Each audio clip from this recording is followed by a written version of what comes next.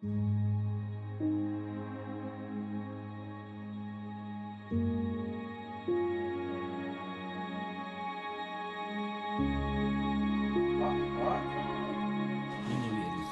hard to believe something like this could happen. I mean, even I, being there, couldn't appreciate what some of these people have been gone through, the atrocities. Ukraine is alive and kicking. I personally think that President Zelensky is the most inspiring leader on the world stage today. Went all over the country. I mean, we were getting some California, Oregon, Michigan, just everywhere. For the Ukrainians, this is an existential fight. Ukraine is still independent and free.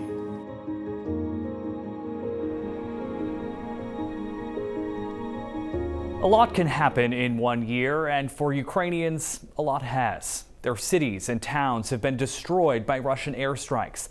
They've fled to find safety, leaving their homes and their loved ones behind, while others have stood up to fight.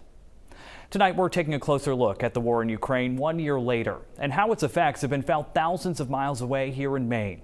And that's where we'll start. CENTER Maine's Alice Haskell introduces us to one couple who found refuge in Scarborough. That's it. No. The sound of laughter. Wow. Over a game of cards. Perfect. That one's red. I'll take this one. Much different than the sounds of war. It's hard to believe something like this could happen. Viktor Stelarov and his wife Natalia Stelarova were in Ukraine's capital city, Kyiv, the day the war began. I looked everywhere in the store, and what was happening was very scary.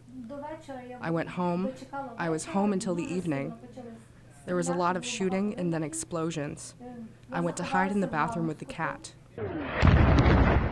As those fearful nights turned to days and then months, the couple decided it was time to go. Viktor and Natalia packed up what they could, got a ride to the city of Lviv, jumped on a 10-hour bus for Poland, and flew to the U.S.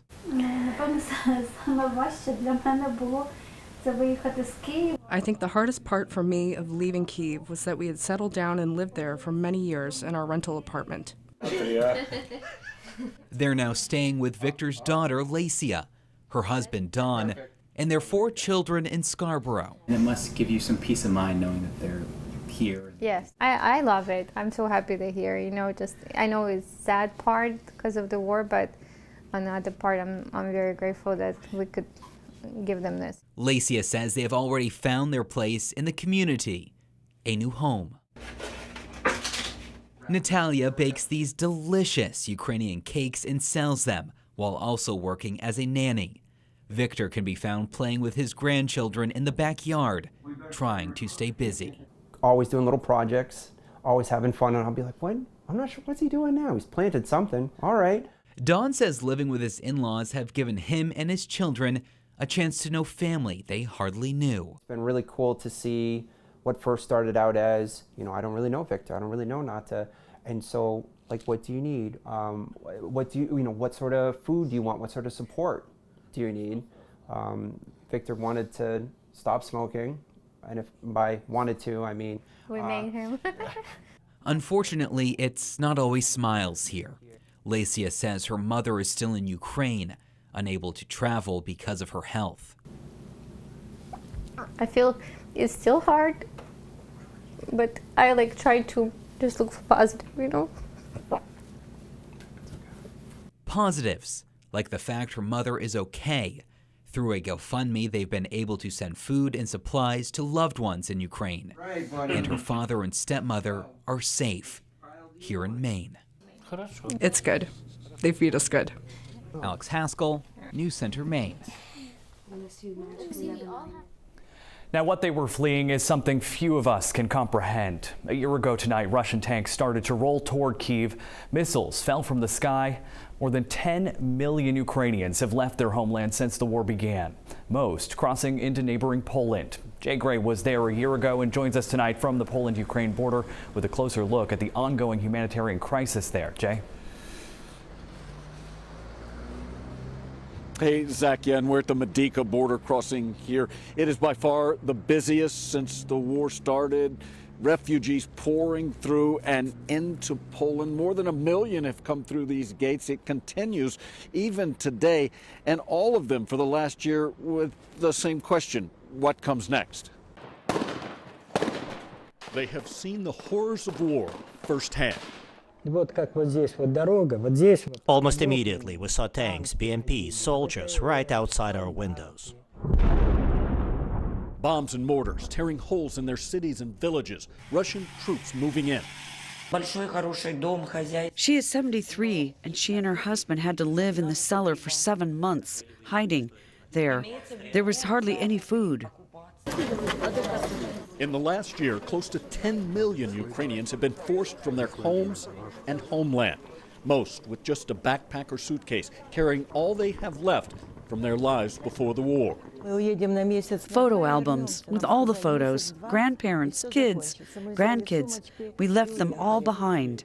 For others, a picture is all that's left. This is my son. He was killed near Bakhmut on October 10th. They killed him like many others, but I think he died like a hero.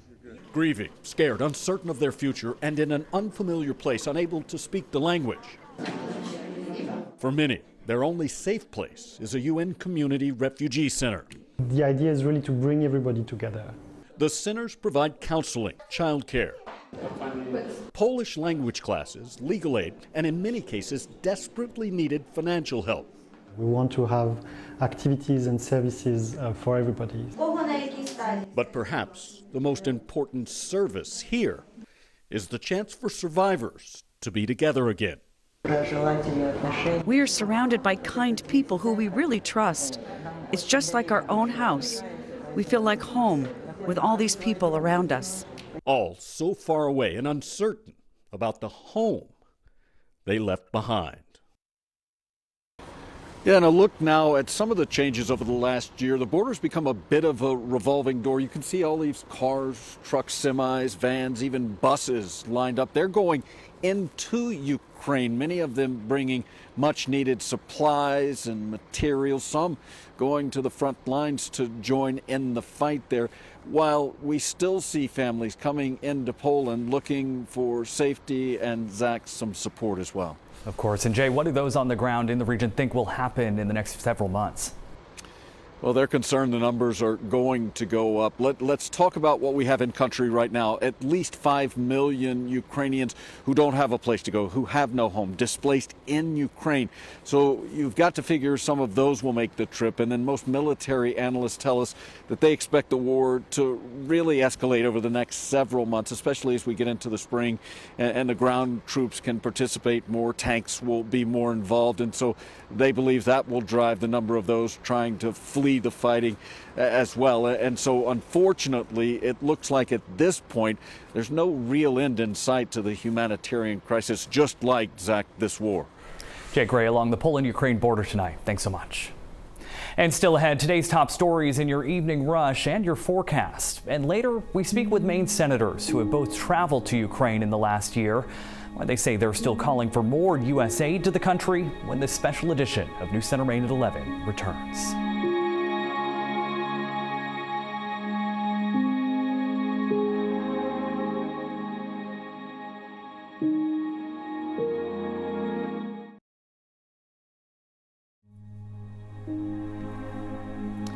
Now back to Ukraine. This map here shows just how much ground Russia has gained in the region over the last year. According to the Institute for the Study of War, the red there shows where Russians currently have control, including Crimea to the south and Mariupol to the east. The blue shows where Ukrainians have mounted counteroffensives. But there's still a lot many people don't understand about the conflict, like why it started, why it matters to us, and where we go from here.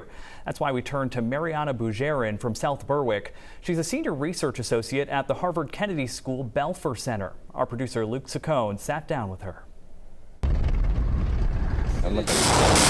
Why is Russia doing this? He made it very clear in his writing and in multiple pronouncements that he simply doesn't think, and I think we have to take this seriously, we have to take this for what it is. He does not think Ukrainians are a separate people and that Ukraine should be a separate sovereign nation. Where does the West and the U.S. come into play here? Why does it matter to the West? When it collapsed, the nuclear arsenal of the Soviet Union was left on the territory of not one, but 4 newly independent states, and Ukraine was one of them. And it has been a matter of U.S. policy, but also a matter of kind of international non-proliferation regime, that this sort of understanding and sets of institutions that were built up over decades and were aimed at curbing the spread of nuclear weapons around the world. Would this country want somebody to come in and tell you not to speak English, to forget about the Constitution, the Founding Fathers, to you basically obliterate who you are as a people? And this is the aim of Russia in Ukraine. Where do we go from here? What's next? For Ukrainians, it's going to be a long haul. This war is not going to be over this year. One thing to keep in mind is that for the Ukrainians, this is an existential fight. It's basically choose your way to die. Either you die fighting, or you die then under the Russians, or you then are forced to forget who you are. Both Maine Senators Susan Collins and Angus King are calling for continued support to Ukraine. Senator King visited Ukraine just last month and met with President Volodymyr Zelensky. And last weekend, he attended the security conference in Munich, where he met with Ukrainian leaders and U.S. allies. King says we need to act quickly to make sure Ukrainians have the money, supplies, and weapons they need to continue to fight in the face of an expected renewed Russian offensive. Senator Collins also visited Ukraine last May. Collins has been a part of several bipartisan efforts to fund Ukraine's military efforts. She also co-sponsored legislation signed into law allowing President Biden to lend military equipment to the country. Both Collins and King say they are confident in Zelensky's leadership. I personally think that President Zelensky is the most inspiring leader on the world stage today. The way that he has unified his country, including the previously pro-Russian parts of the country, and has mobilized his countrymen and women to repel the brutal war crimes being committed by the Russians is truly extraordinary. I have no question, having met with Zelensky himself a month ago and President Zelensky and various people in Ukraine, I have no doubt of their will to carry this fight on. The only question is, are they going to have the wherewithal to do so? If they can do that, then I think I don't see a path for the Russians to be successful. Now, this is a dangerous moment, because ironically, the more successful Ukraine becomes, the more dangerous Putin becomes. So far, the U.S. has committed more than $113 billion to Ukraine since the conflict started. How one Mainer is doing his part to help next.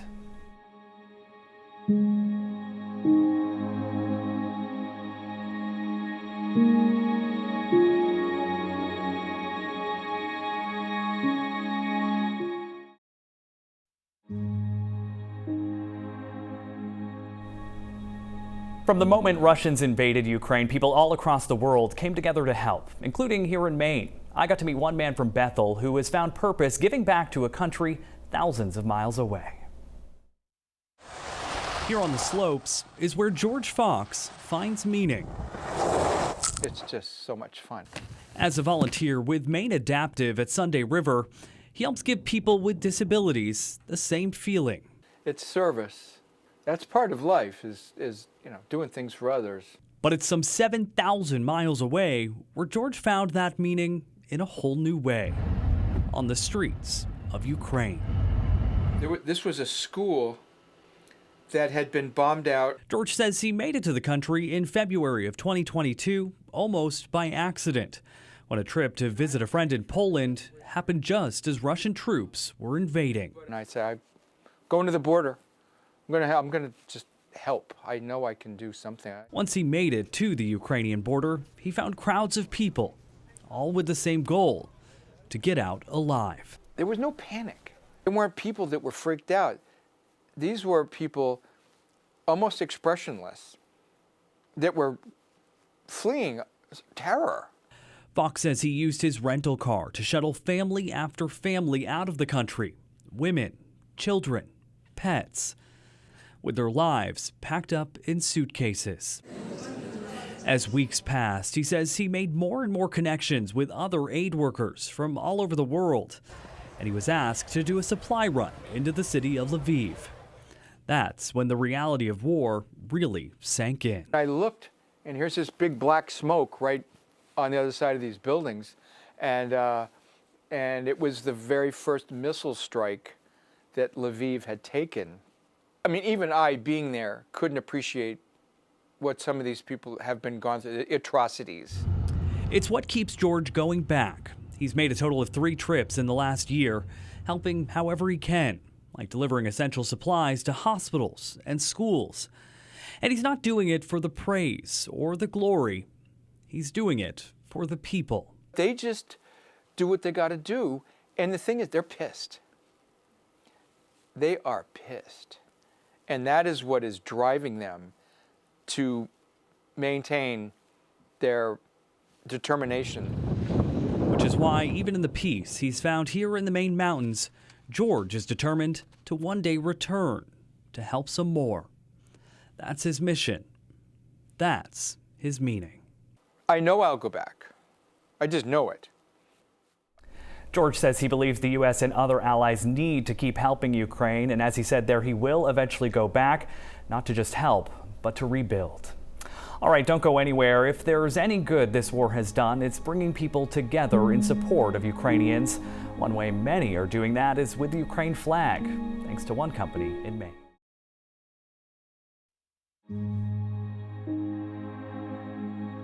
A flag shop in Maine spent the last year stitching up support for the people of Ukraine. Maine Stitching Specialties gained national attention for the Ukrainian flags they started making at the beginning of the war. The owners say they filled orders from people all over just looking to wave the Ukrainian flag. News Center Maine's Caroline LaCour checked back in with them 1 year later. We thought this war would be over long before this, for sure. A somber realization as workers at the Maine Stitching Specialties in Skowhegan cross off a year on their calendars, sewing the Ukraine flag and helping Mainers and beyond show their support for those in the crossfires of a war. What started as a simple ask from a customer has snowballed into becoming a staple for the shop. So I Googled it and I saw it and I said, yeah, I guess we could make that. And he said, well, I'll take as big a one as you can make. After word got out, owner Bill Swain says the demand for the flag grew and grew, with some customers even sending the flags to their family members living in Ukraine. A portion of the proceeds from each is donated to World Central Kitchen to help feed refugees. After that, our sales went all over the country. I mean, we were getting some California, Oregon, Michigan, just everywhere. How many Ukrainian flags do you think you made of? Oh, heavens. It's thousands and thousands. Charlene Goodridge was one of the first to make the Ukrainian flags for the store. She says it's all a game of focus. Intricate, it's very intricate because you have stripes you have to put together. Intricate detail and care into every seam and a gesture of solidarity for folks millions of miles away.